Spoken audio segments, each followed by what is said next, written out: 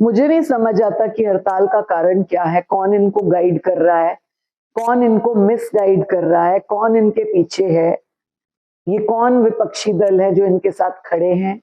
उनको बेटी की अस्मत लुटने का टेंशन नहीं है, उनको एक बिन माँ की बच्ची की इज्जत लूटी गई, 4-4 बार 13-14 साल की बच्ची की अस्मत लूटी गई।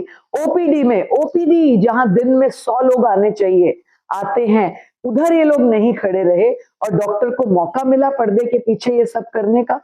मैंने बच्ची से 25 मिनट बात की है, अकेले में भी, 2 डॉक्टर्स के साथ भी कई प्रश्न किए।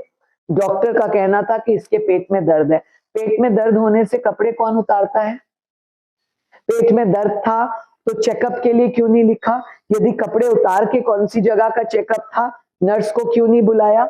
हमेशा किसी का बच्चा हो, बच्चा पैदा होने वाला हो, प्रेगनेंसी चेकअप हो, कोई और तकलीफ हो, कोई स्किन डिजीज हो, जब किसी महिला को चेकअप के लिए कराना है होता है, चाहे वो स्पेशली मेल डॉक्टर क्यों ना हो, सर्जन क्यों ना हो, एक महिला अधिकारी, नर्स, कोई स्टाफ जरूर खड़ा रहता है। यहाँ क्या बात थी? ये बात मैंने जब पीएमओ से पूछी, मैडम अग्रवाल से, तो उन्होंने कहा कि मैंने 3 नर्सेस की ड्यूटी लगाई हुई थी। उन्होंने बकायदा में नाम बताए हैं, नंबर्स दिए हैं कि ये थे। जब मैंने ABC तीनों नर्सेस से पूछा कि आप उस टाइम अंदर क्यों नहीं थे, तीनों की गर्दन झुकी हुई थी। दोबारा पूछा, तीनों को सांप सूंघ गया था। फिर दोबारा गुस्सा आना लाजमी था और बिल्कुल ठीक गुस्सा है। क्या ऐसी लापरवाह नर्सों की वजह से इस तरह के हादसे होने देंगे? क्या अगर डॉक्टर को किसी चीज की जरूरत नहीं थी, नर्स को वहां खड़ा नहीं होना चाहिए था? आपकी ड्यूटी क्या है? फिर कहते हो नर्सिस का बड़ा काम होता है। यही तो काम था, और क्या काम था? और ऊपर से एक तो चोरी, ऊपर से सीना जोरी। बिल्कुल माफी नहीं मांगूंगी, मैंने कोई गलत काम नहीं किया, और ये कौन होती है मुझसे माफी मंगवाने वाली?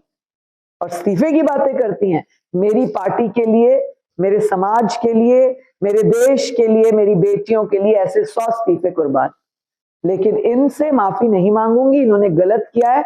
मैं माननीय मुख्यमंत्री जी से एक कार्यकर्ता होने के नाते, महिला अध्यक्षा होने के नाते, देश की बेटी होने के नाते निवेदन करूंगी कि इन तीनों नर्सेस को बर्खास्त किया जाए।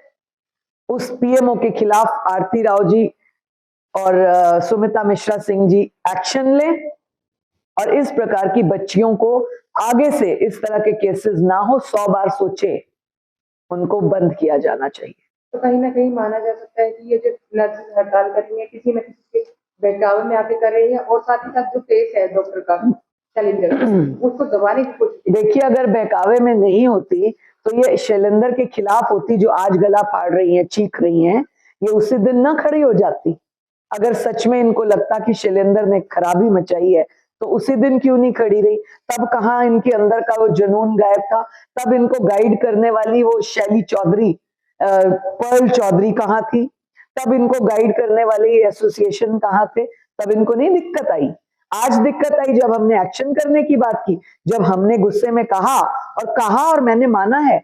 मेरी बेटी हो या तेरी बेटी हो या किसी XYZ की बेटी हो, किसी को हम ऐसे डॉक्टर के पास अकेला छोड़ देंगे क्या, जो तुमने एक बिन माँ की गरीब बच्ची को छोड़ दिया था?